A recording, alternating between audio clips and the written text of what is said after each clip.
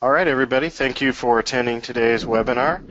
Today's topic is Build Your Composite Simulation IQ, and we're going to be covering troubleshooting topics for Helius PFA. I am Dean Rose, and I also have another technical support specialist here from Autodesk, Mr. Marwan Azzam. Hello, everyone.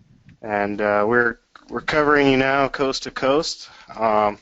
I recently moved to the Portland area, and Marwan works out of the Pittsburgh office, so we have nationwide coverage for everybody.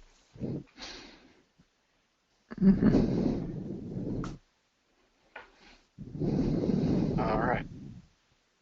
Appreciate everyone coming, and just a few things that are in the news for Helius PFA and composites. We have some updates that are available through the Application Update Manager, and you'll see those called Helius PFA SAP release, and we also have some updates in addition to those. I want to emphasize that when people go through the upgrade process, that they update the SAP version first and then update the SAP Update 2. And if you have any issues with that, feel free to contact support, and we can walk you through, give you some files to install. We can make it pretty easy for you if you do run into anything. So, and on that note, there is the Autodesk Application Manager, and that's where you can find the downloads. That's the area we would like people to use. You can also go to the Helius PFA documentation online and find a link to just download the files directly. But we prefer to have users try the Autodesk Application Manager first. So, and once again, if you do have any issues, don't stumble along. We're here for you, and we'll help you get through that process. So, on to today's main topic. We're going to be covering some basics for Helius PFA, getting started, going through some of the setup issues and troubleshooting issues that new users that are just getting started with the product, maybe not that familiar with how to run abaqus analyses, things like that. So it's going to be pretty fast and furious. We're going to cover some somewhat technical information. So we'll be recording this and posting it on YouTube, so if you need to reference it further down the line, maybe when you're using the software, this will be a good reference video to look back on and go through some of the issues that you may encounter from time to time. And this is a little bit of information about the Autodesk Application Manager. When you open it up, it'll be in the shortcut icons on the lower right. You can open up this Application Manager GUI, and it'll show you all the Autodesk updates, and you can install directly from there. So that's down by the system tray, on the lower right corner of your Windows screen. Yeah, definitely. Yep. And it'll populate. Here you can see this is a screenshot from my machine, and I had Helius Composite 2016 and some mold flow updates that I did previously. So it'll populate with any Autodesk products you have, so your screen might look a little differently. And today's presentation will be available at the link at the bottom of the screen. We'll try to send that out when we send out the YouTube recording. And I probably won't have too many files in there for people to follow along, since we're trying to replicate broken processes. Having those files really won't be of much use, but we'll go over what you should do in the event that you encounter them in order to help the support team resolve your issues. So, main topics for today are just surrounding the getting started concept, how to run via the command shell, how to run the analysis, and then things to look for when you're troubleshooting. And then we'll kind of set a workflow for troubleshooting, and then the models, the files that you'll need to send to us when you're going through the troubleshooting process. So just try to help consolidate the process for our users. And so here's the portion that we're going to go through a live demo, and I'll be walking through, and I'll have Marwan fire off some questions for us as we go. And I'm just going to minimize this. And I have a directory here that I'll be running my files from. I have a few different files, and they're just kind of designed to demonstrate some of the issues and how we can track those down. So to get started, we have this command shell. You'll notice the blue background with the green lettering. This is very specific and comes with the Autodesk Helius PFA product. So if you go to your Start menu, open up All Programs, go to the Autodesk menu, and scroll down. You can see I have a bunch of Autodesk products here. Underneath the Autodesk Helius PFA section, you'll see a variety of things. The AME product that comes with it, APDL launcher for ANSYS, command shell is what we'll be highlighting today, and then there's also a material manager. We've covered that in the past, but we'll go ahead. You can select the command shell 2016, and what makes this unique is it has paths set up for some of the command line tools that we provide. One of the more common ones is XStiff, and this enters extraneous stiffness values that are needed for running an abaqus analysis with a user material. So in order to make sure that you're using the right version for Helius PFA 2016, we just have this command shell set up for everyone to use. And so we'll go through how to get started. Some of you that are watching may be very familiar with how to run an abaqus analysis, but I'll just walk through that very quickly as we start to do some troubleshooting. So I will navigate to this directory, and actually save time while running these. I'm going to move those over to my hard drive. Yeah. And I'm sure if you don't like the colors in that command shell, you can change them as well. If you're not comfortable with those, the green and the blue, you can go to the settings in the command shell and change those.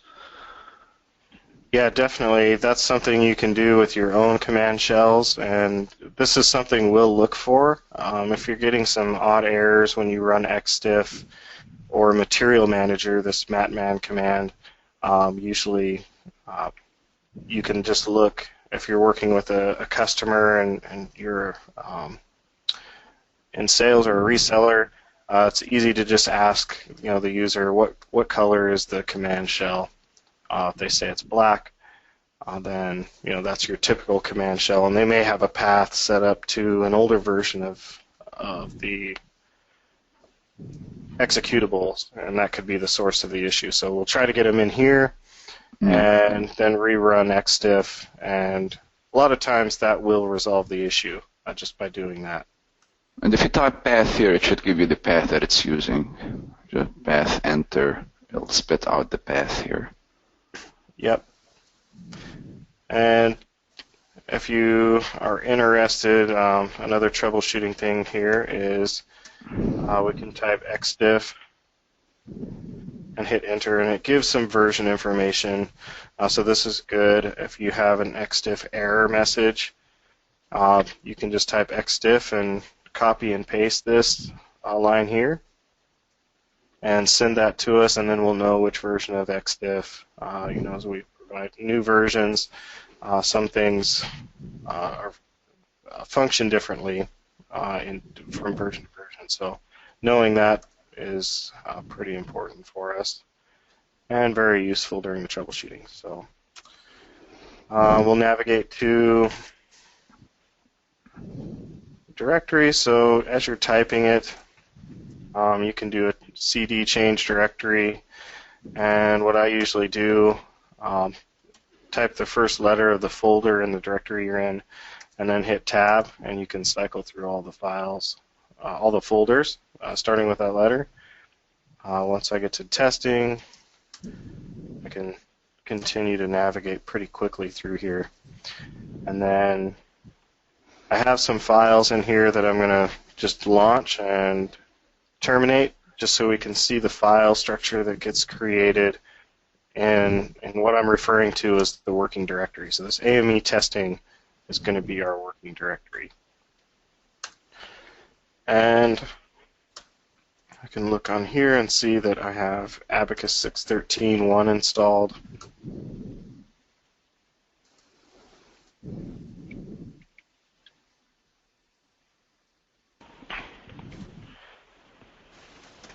Type the command for abaqus 6.13.1-J, and I can see the input files that I have in here. So go ahead. I'm going to run this demo, no Helius. This is an input file that does not have a Helius material. And one of the troubleshooting things that Marwan and I both talk about is if you're using a Helius material and you're having issues, try to run that with just a standard isotropic material, or even one of our default materials that we provide with Helius, and just see if the analysis is successful. That helps us determine if it's a Helius user subroutine issue, or if it's just a straight out abaqus issue with the structural model. So that's probably a step one for troubleshooting. So we'll go ahead and hit enter, and we'll let this fire off, and it's going to read the input file, and it's going to start creating our structure here.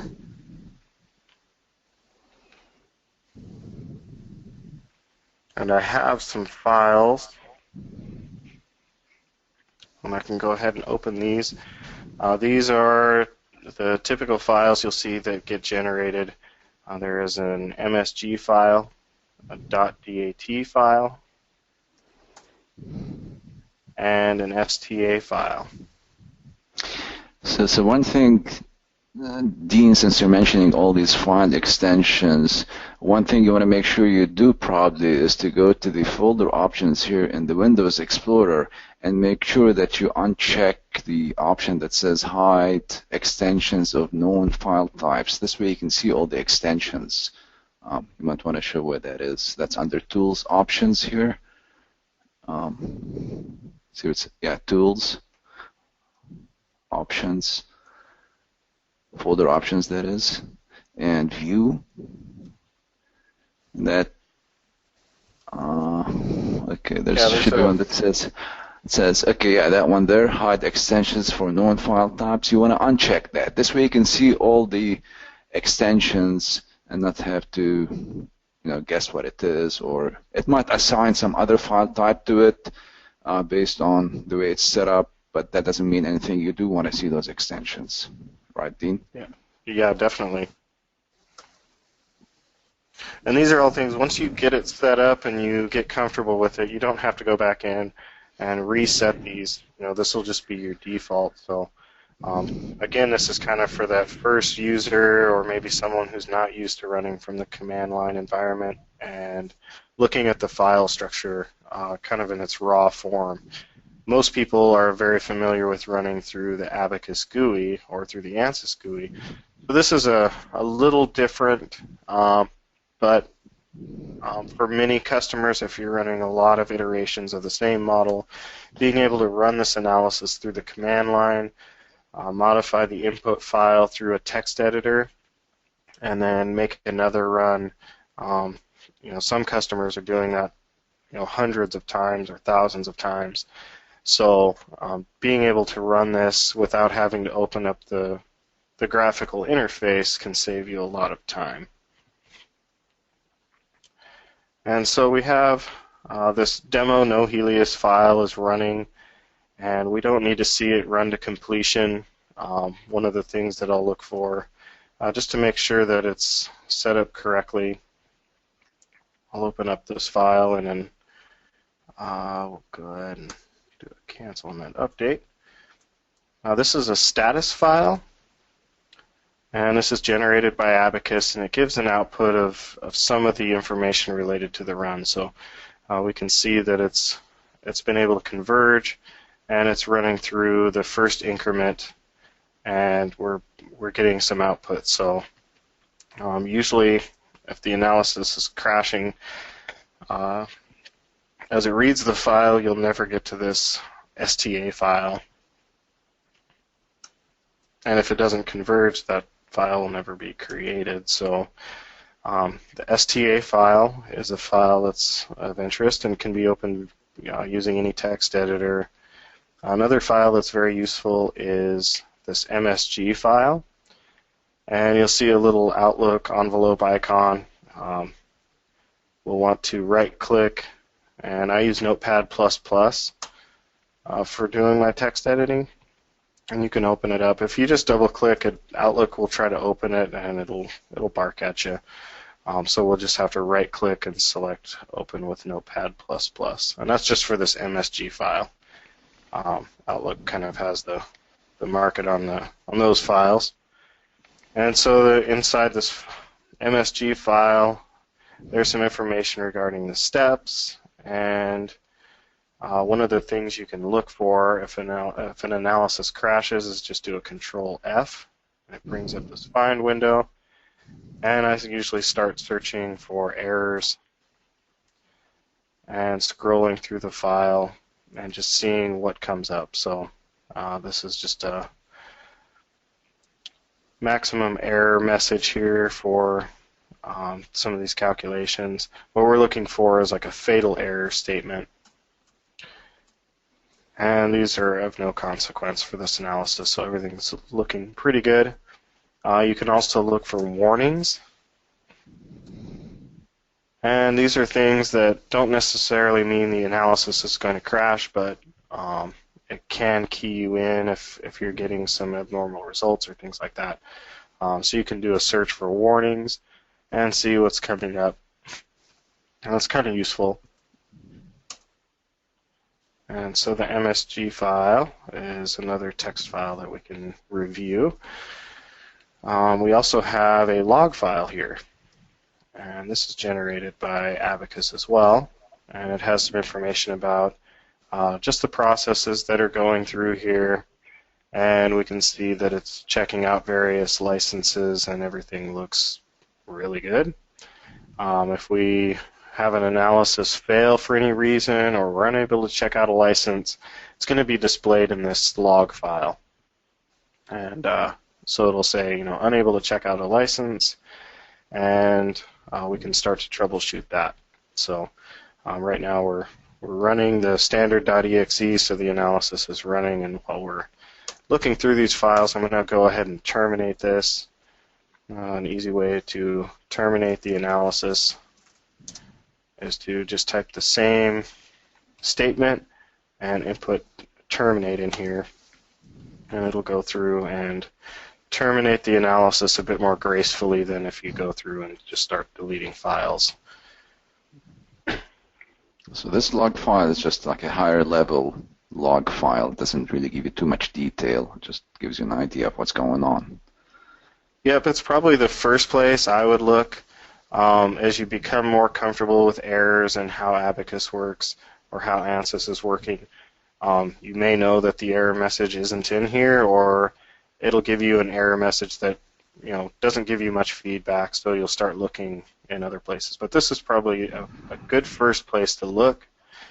And based on, here we get some error output. The Abaqus analysis exited with errors, and it's telling us where to look. So it says, please see the message file.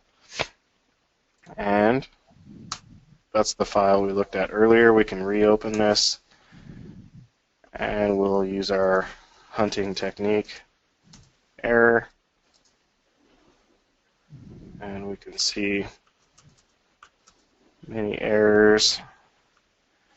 And we can usually, if we don't see something right away, we can just look at the last process here at the end of the file, and we can see here error process is terminated by external request. So I gave it some sort of termination command, which that was expected. And it'll also give some information. If you're unable to find the Helius material, things like that, I'll show you a little bit about that as well. So we'll go ahead and close these. So we got the log file, message file, this STA or status file, and the last one we'll be taking a quick look at here is this DAT file. Same thing, we can open it up with the text editor. And this also can include some error information. It's slightly different than the message file, but it contains some valuable information, and it may show an error, and it'll also point you where to look for more information. So this is also telling us error message on the MSG file. So kind of gives us a workflow for troubleshooting, and if you ever run into an issue where analysis is terminating, especially when using the Helius PFA module, these 4 files are very useful for helping us troubleshoot, and they're also very small, so you can easily send them via email. This input file, this particular one is about 5 megs, and these ODB files, this is your output database file for abaqus. This is a fairly small model, but these files can get huge. I'm sure Marwan has seen a few, and those can be challenging to send. And if the analysis is aborting, sometimes they're not the most useful files that we can look at initially. So again, having this DAT file, the log file, MSG file, and even this STA file, you can send that to us along with a brief description of the defect, and that'll give us a lot of help and really expedite the solution process. This ODB file, that's a binary file, correct, Dean? Correct. You can't open the ODB file with the text editor. That's a file you would open with abaqus, CAE, or the abaqus viewer. Mm-hmm. And you can open, but it's not gonna give you anything. It's not gonna be useful even if you open it in a text editor. It's gonna have characters. Yep. And this COM file, I'm not sure about some of these other files, but if you're curious and you're looking in the working directory, you can always open, play with these and see what you find. So that's for a standard no Helius analysis. So if you're getting errors when you're running that, it's most likely not linked to the Helius PFA. You can contact abaqus support. You can reach out to us if there's also an issue running the Helius PFA analysis. Sometimes we can help point you and provide you some information to reach out to abaqus. So just give you a little guidance on what could be happening. And so now we're going to step into running a Helius PFA analysis with abaqus. And so I have this test output full demo input file. We'll go back to our Helius PFA command shell. And if you want to execute a previous command, you can always select the up arrow, and it'll cycle through the previous commands that you've used. Sometimes if you have long file names, that's a good trick to use. And again, we'll just use our tab trick, and it'll cycle through the shortest file names. You can just backspace and then add some information. And we'll want to remove that INP extension. If we don't, we'll still run, but abaqus will give us some feedback that it's not necessary. And if you run the same file twice, it's going to ask you for overwriting those. So unless you select yes, it'll just sit here. So sometimes users fire this off at the end of the day and come back in the morning and it's still sitting here, so they've lost some analysis time there. So there are some keywords in the abaqus files that you can put in there so it doesn't ask you for the overwrite. But this is just, the setup on this machine is just a default setup. And on the left here we can see we're starting to get some files populated. And you'll notice one thing that's different. While the analysis is running, we have some additional files. But there's one file in particular that's specific to Helius PFA, and that's this .mct file. This is generated by Helius PFA when our user subroutine is called during the abaqus solution process. And before we get to that, we'll just check the log file. We're going to kind of step through as you would as a user troubleshooting your analyses. So if the analysis has failed, right off the bat, we'll open up this log file. And we can see some information in here. It's running through this standard.exe process. It hasn't gotten to the point where it's called our Helius PFA solvers. Once it does that, we'll have some information regarding whether it's successfully checked out Helius PFA file, license file. And if we see an MCT file, we can go ahead and open this up via the text editor. And it's not necessary that you do this, but there are some advantages to looking at the file structure this way. This contains some information regarding the Helius build, and when you use Helius PFA, you are able to use older versions, or if you don't want to use the SAP version, you want to use just 2016 or 2015 or 2014. When you run the analysis, it's going to create this MCT file in the directory, and you can use this as a historical reference. So you can look back and say, I ran this with Helius 2016.0. 6 months from now, I want to run this with the new Helius PFA 2017, and I got some different results. I want to look back and say, okay, I changed some settings, or I just ran with a different version, and now I've got some different results.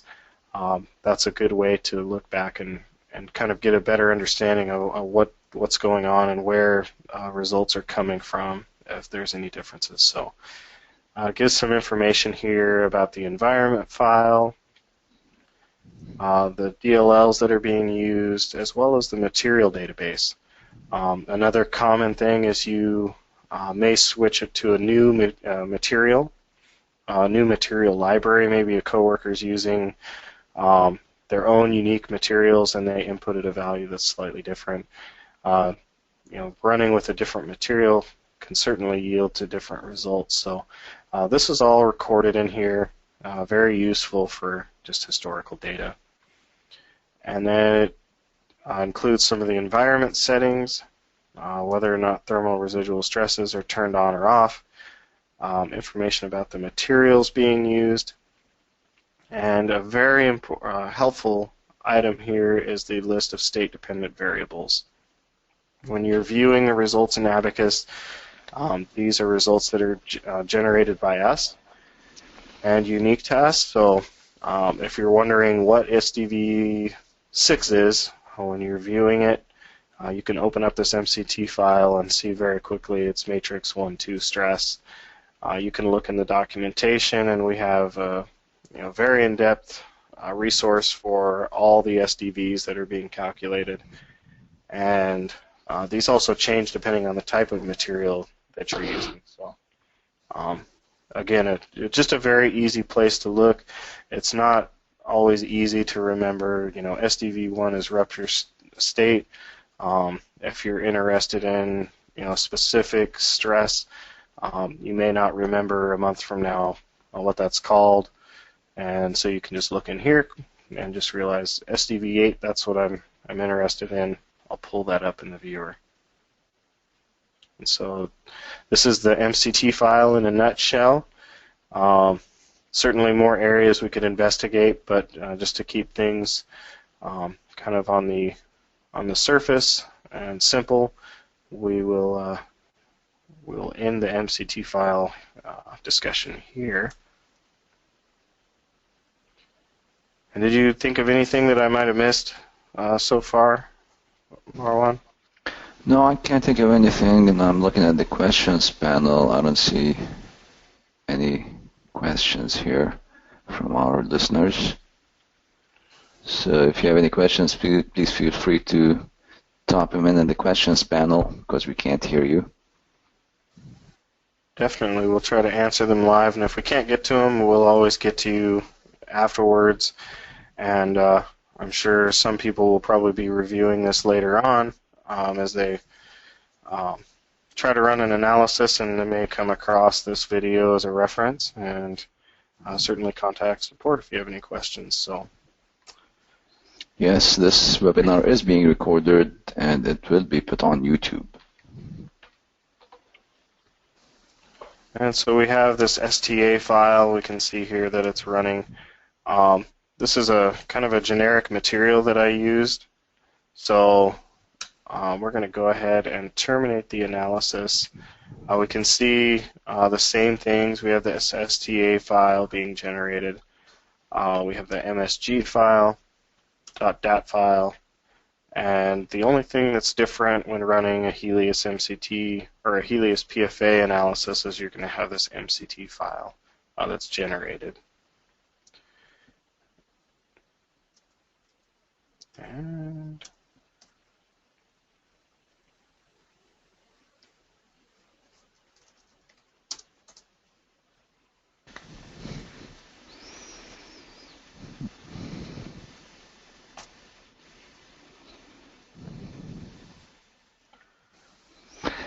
Does a Control-C also terminate it, Dean? I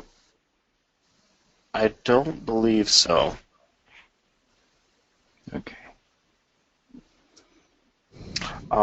So here we'll have, I'm going to start playing around with this and kind of show some other errors just so we can feel comfortable with, if we encounter something. So I'm going to change this SIF file. This contains some material data.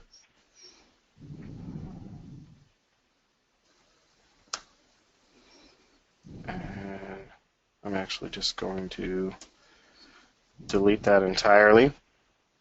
And I'm going to run this analysis again. And we'll see what happens when we run an analysis and we're not able to find our material file.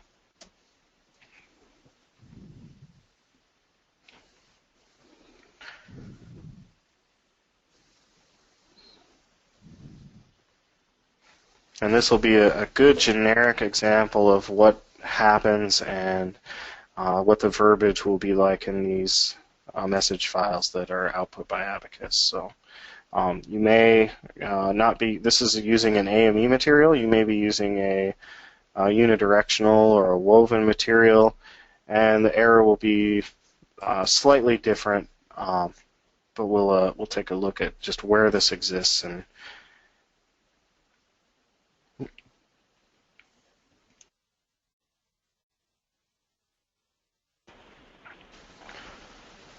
all right. And so we can open this up, take a peek in here, and we can see that we do have an MCT file that was generated, but we can see some of the information about the SDVs hasn't been populated. So if you see something that looks incomplete, that's kind of a red flag that there's something going on.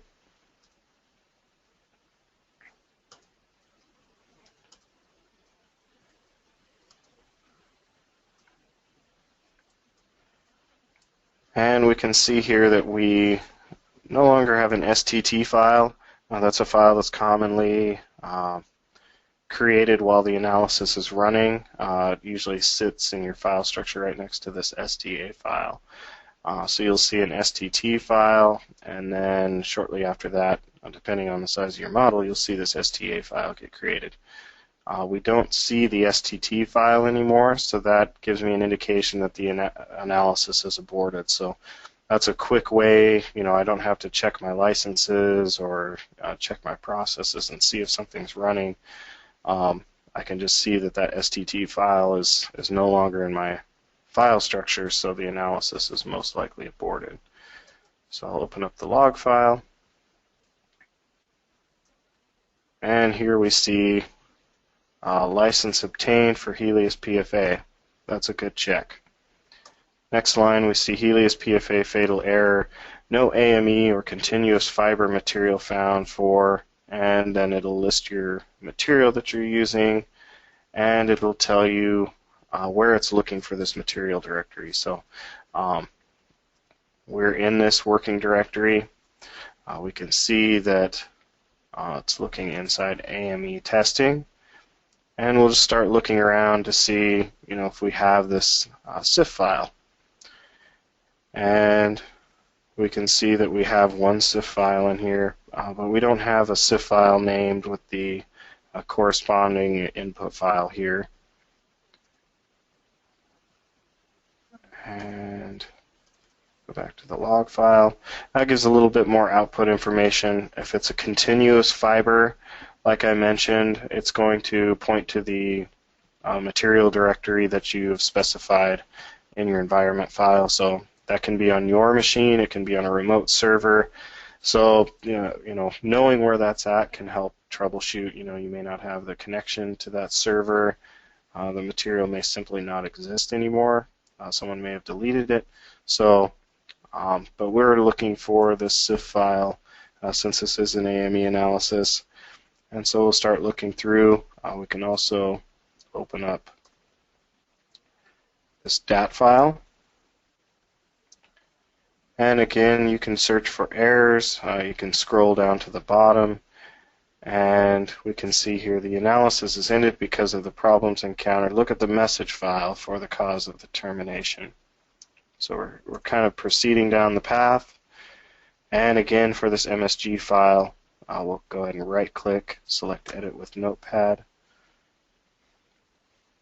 and we can scroll down. Look at the end here. I'll make this larger for everybody. And we can see a similar output to the log. So we have this HPFA fatal error, no AME or continuous fiber material found. And we can resolve that pretty easily. Sometimes if you're in here and you're just making simple changes to your input file, you may say like this is R1 or R2. Just make sure that you update that SIF file if you're using the same material. And so we can just rename this, hit enter, and now we have a SIF file that's named in a similar fashion to this INP file. And that's what we will be looking for. And I don't see any questions on this. Do you have anything, Marwan, that people might be interested in? No, I think you covered it pretty good here, Dean. Just, everything is basically spelled out in those text files, so it's easy to track if you've done something wrong. It tells you if it had an error or a missing file, where to look. It gives you all the paths, so that's good. In case you do have the file, but you have it in the wrong folder, let's say, it tells you which folder it's looking for it in, so you can, if you have it, copy it into that folder. Yeah, and these are generic, so you may encounter different error messages, different types of material issues and things like that, but this process or workflow should be valid for all of these methods of troubleshooting. So again, look at the log file, see what type of information is obtained there. Look for the DAT file and the MSG file. When doing the Helius PFA analysis, the MCT file is also very useful. And yeah, if you have any questions, you can always contact support. You can provide those files to us. Marwan and myself can take a look through those and do a review. And a lot of the time that gives us enough information to start providing some resolution items for us to try. Mm-hmm. I mean, in this webinar, we didn't go through the creation of the INP file, but that's a totally different topic. We just assumed that you already have that INP file through abaqus, and where to go from that point. Yeah, definitely. This is probably a good seed conversation that can start a lot of other conversations. If you guys have any feedback as far as something you'd like to see more in depth, we'd be more than happy to go over that in a future webinar. So we're always interested in that feedback. If you have it, we can prepare something and have some good generic examples of things to do or steps to follow. And we certainly, in support, we see everything from the user that is just new to FEA and they're just getting started to the advanced researcher that is doing their own Python scripts and post-processing and running many jobs. So there's quite a spectrum to that noob or new user to what I would consider being a power user. So hopefully these tools help everybody use the software a lot better and become more efficient. So we'll just hang out here for a minute. Yeah.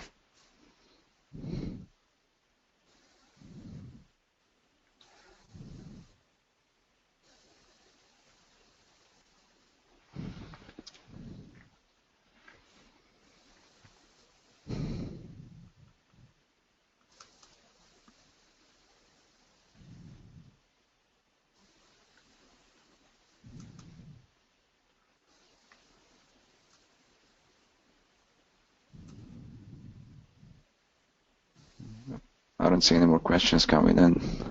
All right. Well, we're reaching about a quarter till the top of the hour, so I think we'll go ahead and wrap this up.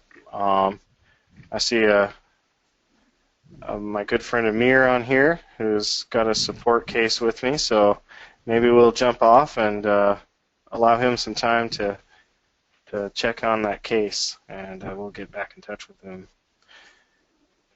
And we'll give everybody else back a few minutes of their day. I don't have anything else, Marwan, if you No. have any closing thoughts. No. All right. Thank you, everyone. We'll go ahead and...